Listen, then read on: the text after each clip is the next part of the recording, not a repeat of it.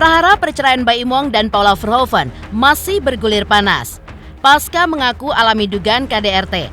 Kemarin, Paula Verhoeven menunjukkan video dirinya saat mendatangi sekolah putra sulungnya untuk bertemu. Momen itu terjadi di tengah kabar bahwa Baim menghalangi Paula untuk bertemu dengan kedua putranya. Peristiwa tersebut terjadi sehari setelah persidangan cerai Paula dan Baim di Pengadilan Agama Jakarta Selatan yang digelar pada tanggal 26 Februari 2025 yang beragendakan pembuktian dari pihak Paula dengan menghadirkan saksi ahli. Lantas seperti apa respon pihak Baim atas keterangan para saksi ahli yang membela Paula di persidangan cerainya dengan Baim? Benarkah kuasa hukum Baim membantah adanya dugaan KDRT? Lantas, seperti apa awal mula prahara perceraian keduanya menurut cerita Baim Wong yang diduga akibat perselingkuhan? Pemirsa, bersama Intens Investigasi, kami hadirkan kabar terkini, terpercaya, dan teraktual. Tetapi sebelumnya, jangan lupa untuk like, subscribe, dan juga share channel YouTube ini.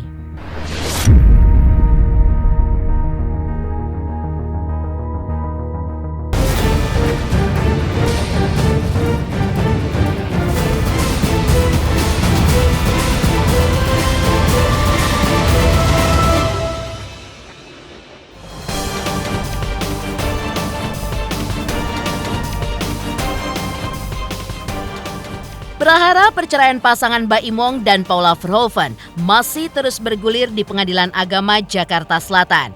Dalam persidangan lanjutan yang digelar pada tanggal 26 Februari 2025 dengan agenda pembuktian, pihak Paula pun menghadirkan saksi ahli, yaitu Abimanyu, saksi ahli di bidang telematika. Dalam keterangannya di hadapan awak media, Abimanyu pun menjelaskan hasil analisisnya dari video CCTV yang menjadi salah satu bukti dari pihak Paula yang menunjukkan adanya dugaan terjadinya suatu kontak tubuh secara keras dalam video tersebut antara pria yang diduga adalah Baim Wong kepada Paula, sehingga terjadi benturan yang menyebabkan Paula pun sedikit terpental. Seperti inilah analisis dari pakar telematika Abimanyu tentang kejadian yang dilihatnya dari CCTV rumah Baim dan Paula.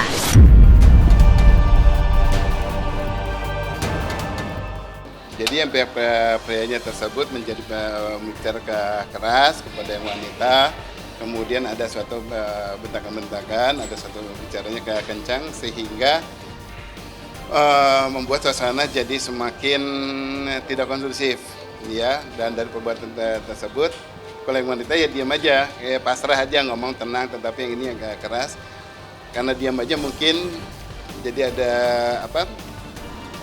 membuat yang prianya ini jadi pengen intens untuk berinteraksi dengan yang wanitanya untuk ngomong, gitu ya, minta respon, sampai kemudian terjadi kontak tubuh, ya, secara keras. Silahkan diterjemahkan, kalau saya bahasanya bahasa telematika, ya. Jadi kalau gini lah, kalau bahasa telematikanya kita melihat bahwa itu terjadi adanya suatu kontak kekerasan, ya, sampai ada suatu terjadi benturan. Lalu ada juga kontak jadi melakukan sesuatu, yang pernah melakukan sesuatu kepada kepalanya yang wanita, ya. Di situ jadi konteks ini sehingga dengan pergerakan tangan yang pria kemudian membuat kepala wanita sampai kayak terdorong ke depan karena dari sebelah samping gitu kan berhadapan-hadapan. Dua saksi ahli lainnya dari pihak Paula yang juga dihadirkan adalah ahli anak dan juga psikolog. Mereka pun dinilai pihak Paula sebagai orang yang kredibel dan tahu konteks, sekaligus sebagai orang yang tepat untuk menyangkal berbagai dalil yang selama ini bergulir di tengah proses perceraian Baim dan Paula. Seperti inilah penjelasan kuasa hukum Paula terkait 3 orang saksi ahli yang dihadirkannya dalam agenda pembuktian di persidangan cerai Baim Wong dan Paula di Pengadilan Agama Jakarta Selatan. Hari ini kami itu menghadirkan 3 orang ya ahli gitu. Pertama itu ahli anak, kemudian kedua psikolog, dan kemudian ketiga itu ahli digital forensik. Gitu. Nah, kemudian mereka adalah orang-orang yang kredibel dan tahu tentang konteks gitu ya. Nah, oleh sebab itu makanya dapat dikualifikasikan orang memang tepat untuk menyangkal dari dalil-dalil yang telah ada selama ini gitu kan. Nah, jadi itu tujuannya untuk menjernihkan dari suatu teks-teks yang ada selama ini. Jadi lebih memberikan perspektif pada hakim terkait dengan dalil-dalil yang terdahulu yang sebenarnya kami bantah. Para ahli yang kami ajukan ya, oleh sebab itu makanya cukup kredibel bagi kami untuk mengajukan mereka, sehingga cukup tepat kalau misalnya hakim nanti ke depan itu dapat menerima dalil-dalil kami gitu kan. Ya intinya lebih kepada persoalan ini kan bagaimana memberikan suatu kondisi yang terbaik bagi anak. Lebih pada itu sih sebenarnya. Di tengah kabar dugaan KDRT dalam rumah tangga Baim dan Paula, kemarin Paula pun terlihat mengunjungi anak sulungnya di sekolah. Kunjungan tersebut berlangsung singkat, namun penuh dengan kehangatan. Setibanya di sekolah, sang anak pun langsung menemui Paula. Lalu, keduanya pun berpelukan dan berbincang sejenak. Putra Paula pun tampak tersenyum saat ia berbincang dengan sang ibu. Momen tersebut diakhiri dengan kecupan dari sang putra untuk Paula. Di sisi lain, permasalahan hak asuh anak masih menjadi perdebatan antara Baim dan Paula di persidangan. Pihak Paula pun masih mencari jalan keluar terkait hubungannya dengan kedua anaknya itu. Sementara, pihak Baim pun menolak anggapan bahwa ia menghalangi Paula untuk bertemu dengan kedua putranya. Namun, pertemuan Paula dengan anak sulungnya kemarin seakan menepis anggapan miring yang menyebutkan bahwa selama ini ia dihalangi untuk bertemu dengan kedua buah hatinya.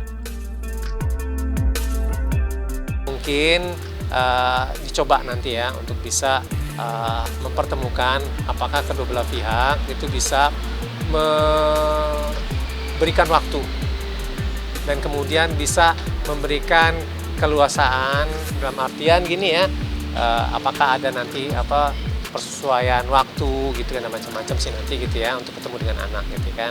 Nah terkait dengan itu baru dicoba gitu nanti terkait dengan itu gitu ya. Jadi jangan bilang ini dipersulit lah, diinikan anak, coba anak saya diantar. Logikanya kalau emang dia sayang sama anak itu diperlakukan dengan cara yang baik, diberikan kasih sayang dengan cara yang baik, bukan diperlakukan seperti barang, harus dikirim, harus diantar, seperti gosen aja, Gojek, nganter barang itu, GoFood atau apa, kan nggak logis gitu loh. Sayang anak atau sekedar mementingkan dirinya, kan logikanya kan seperti itu. Nggak ada masalah kok sepanjang anak itu tidak keberatan, anak itu tidak trauma, ya silakan, nggak ada masalah. Tapi kalau anak itu sampai nangis, anak itu terus tidak mau, apa harus kita paksa? Kita itu sayang anak, kalau sayang anak perlakukan dengan cara yang baik. Manakala seseorang ibu ingin mendekati anaknya, anaknya tidak mau. Ada apa? Ada apa? Jadi jangan menyalahkan orang lain kalau misalnya ada penolakan dari anaknya. Gitu loh ya. Jadi kalau ada penolakan, anak trauma, jangan orang lain yang disalahkan, harusnya belajar bagaimana memperbaiki diri, bagaimana mencoba untuk bisa merayu anak tersebut sehingga anak itu mau.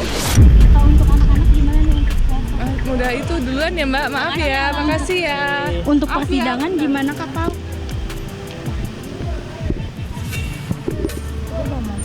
Ramadan ada target nggak sih Kak? Targetnya apa ya? Insya Allah bisa punya banyak waktu untuk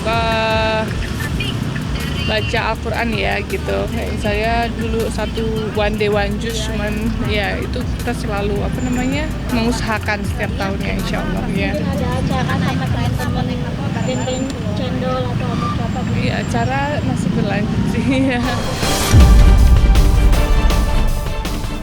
Mengejutkan, langkah yang dilakukan Paula Verhoeven usai mengalami dugaan KDRT. Lantas, seperti apakah alasan pihak BAIM di balik bantahannya atas dugaan KDRT itu?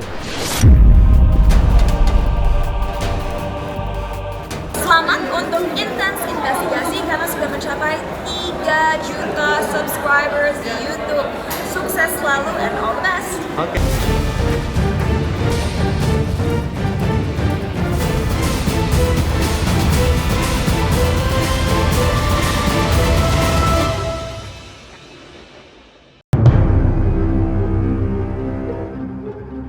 Ya, kuasa hukum BAIM Wong, Fahmi Bahmid, membantah adanya dugaan KDRT dalam perkara rumah tangga BAIM Wong dan Paula Verhoeven.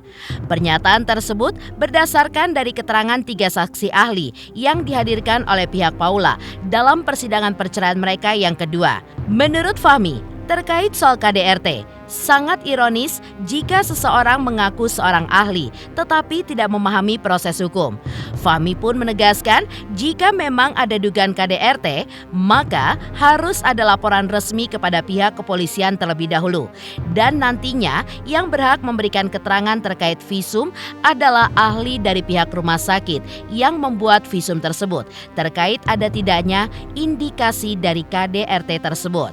Lebih lanjut, Fahmi pun juga menegaskan bahwa bukti berupa video harus terlebih dahulu diverifikasi melalui laboratorium forensik. Jika tidak ada proses verifikasi, maka video tersebut tidak mempunyai kekuatan hukum. Saya sih melihatnya bahwa apa yang disampaikan itu tidak mempunyai kekuatan hukum. Karena di dalam persoalan KDRT sangat ironis jika seseorang mengaku ahli tapi dia tidak paham. Proses hukum KDRT itu harus lapor polisi.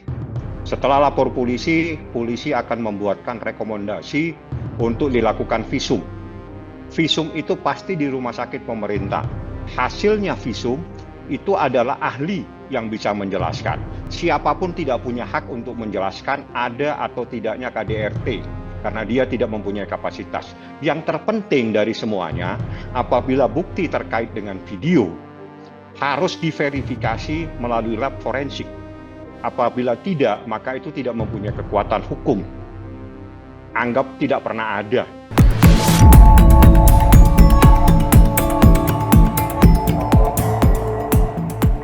Selain itu, Fahmi Bahmid pun juga mengungkap 3 alasan mengapa ia membantah adanya dugaan KDRT.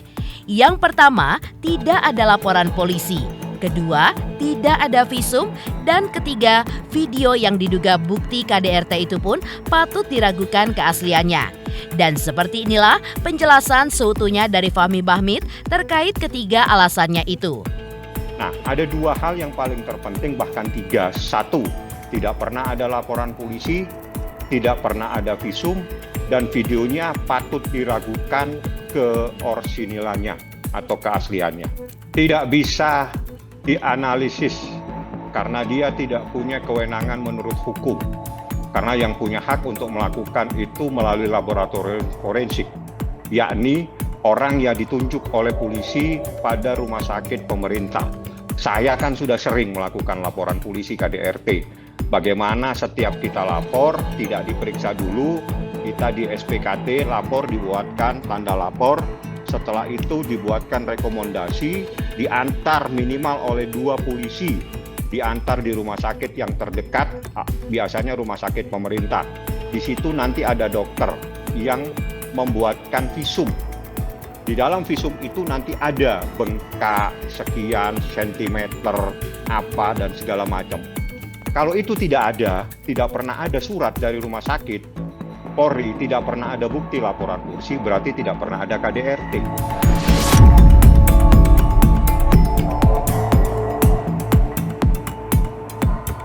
Kuasa hukum BAIM Wong membantah dugaan KDRT dalam rumah tangga BAIM dan Paula. Lantas, bagaimanakah ungkapan kegetiran hati BAIM Wong sebelumnya saat menceritakan dugaan perselingkuhan Paula dengan sahabatnya?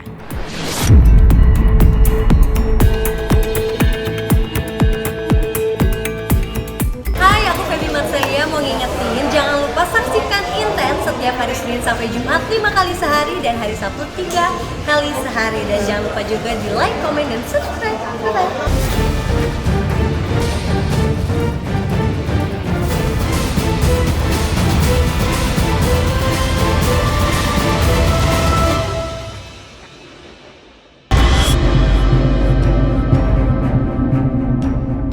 Sebelumnya, Baim Wong sempat angkat bicara terkait kabar perselingkuhan Paula Verhoeven dengan temannya sendiri yang oleh pihak Baim Wong disebut sebagai pagar makan tanaman.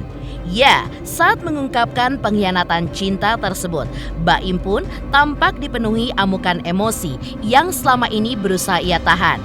Baim pun mengungkapkan bahwa dirinya sudah mulai curiga ketika mengetahui cara Paula untuk menyembunyikan sosok pria yang diduga adalah selingkuhannya dengan mengganti namanya di kontak ponsel menjadi laki-laki. Baim pun juga mengungkapkan bahwa sosok tersebut adalah sahabat dekatnya sendiri. Baim pun tidak kuasa menahan kegetiran yang begitu dalam hingga air matanya pun tumpah. Ia pun tidak menyangka berada dalam situasi yang begitu menyakitkan. Meski demikian, Baim tidak memiliki dendam terhadap keduanya. Bahkan ia mengaku sudah memaafkan Paula sejak pertama kali mengetahui hal tersebut. Dan ia pun memilih untuk menyelesaikan dengan caranya sendiri. Baim pun juga menyatakan alasan utamanya mengapa ia bisa bertahan selama setahun terakhir. Hingga akhirnya ia pun melayangkan gugatan cerai talak terhadap Paula di Pengadilan Agama Jakarta Selatan pada 8 Oktober 2024 lalu. Saya memang bisa dibilang dikhianati sama dua orang terdekat saya. Dari pihak perempuan sama laki-laki. Yang laki-lakinya itu adalah teman baik saya sendiri. Saya nggak nyangkanya ketika saya mengetahui ada telepon laki-laki itu diganti sama pihak wanita dengan nama laki-laki. Ya, kalian semua juga laki-laki ya. Ketika ada di posisi itu berat sekali untuk memaafkan. Karena maaf, saya tidak tahu mereka itu ngapain. Saya nggak mau ada dendam sama dia.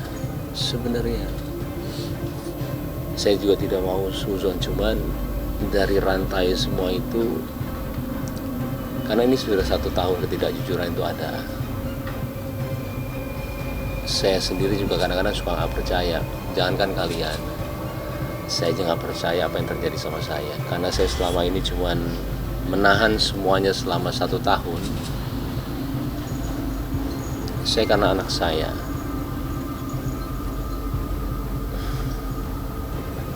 Saya kalau udah bicara anak, terus teranglah. Apapun yang kalian mau bicara mengenai saya nggak ada masalah sama sekali. Sebenarnya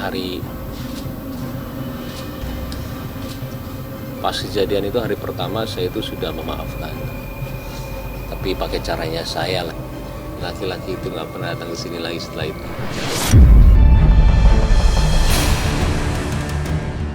Demikian pemirsa, kabar terkini, terpercaya, dan teraktual yang kami hadirkan hari ini.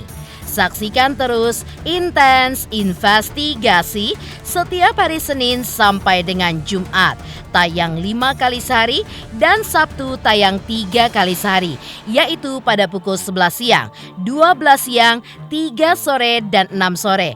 Tentunya hanya di YouTube channel. Dan pastikan jangan lupa untuk like, subscribe, share, dan komen channel Intens Investigasi.